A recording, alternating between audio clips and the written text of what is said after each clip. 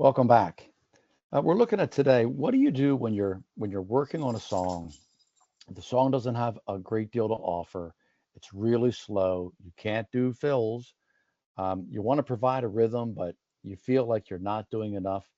And really, sometimes the little things or less is better.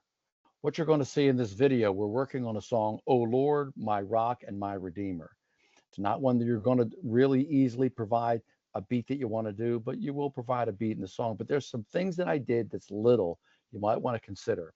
And the one is just tapping on your cymbals. Sometimes for the whole first verse of the song, the drums are out. So I'll do something over here on a cymbal. I'll do something there on a cymbal.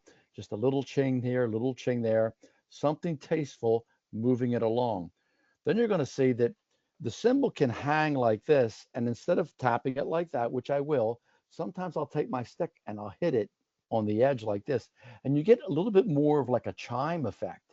It's not as sharp and obtrusive of sound as hitting the bell, but you can hit the edge. And I usually turn the stick around and hit it with the bottom end or where I would normally grip it. You're going to see me do that in this video. Then there's a time you're going to see where I just have a pair of mallets.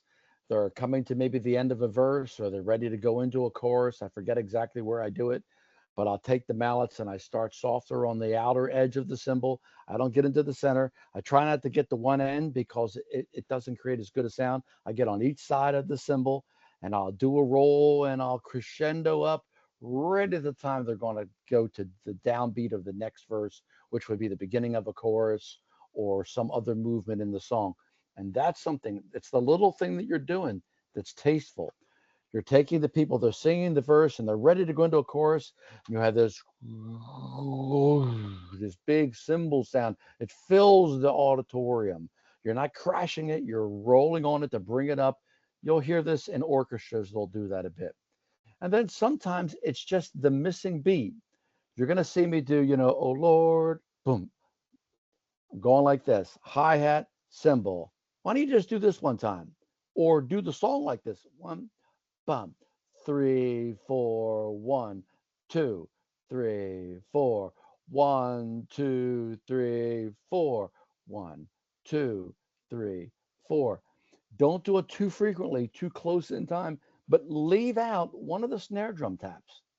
And all of a sudden, it makes the song different. It almost brings a little bit of life to it. And the life is that you leave it out.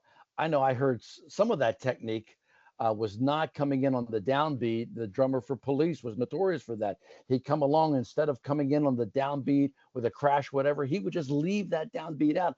And that leaving out really created their sound, his sound, which really helped out. Now, we're not emulating them, but what we're doing is we're seeing that there's things you can do that makes drumming great, makes it creative and makes it fit, or there's things you can choose not to do. That's leaving something out.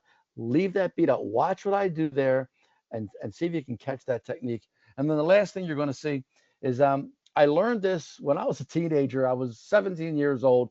We were booked at a local resort for the whole summer in the ballroom, dinner and dance. We were a jazz trio.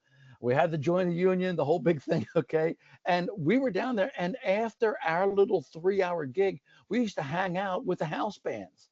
And I remember sitting in the coffee shop and seeing a guy who was, he liked to have his music there, and he was writing some things. And he told me he liked what the trombones were doing. So he wanted to add that to his bass drum, some of those beats that they were doing. But I learned this technique from him, that sometimes at the end of a verse, instead of doing a crash sometimes or doing a big fill, it's just take your floor tom tom and bring it up, play it like it's a timpani, bring it up. And sometimes that's it, or sometimes bring it up with a roll, and then you're going to hit a cymbal after it.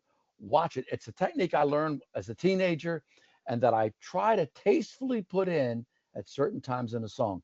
It's the little things that you do are going to make a song big or different or better. It's not that you're filling and doing this great drumming. It's the creativity part that's what's important. So I hope this helps you. Enjoy the video.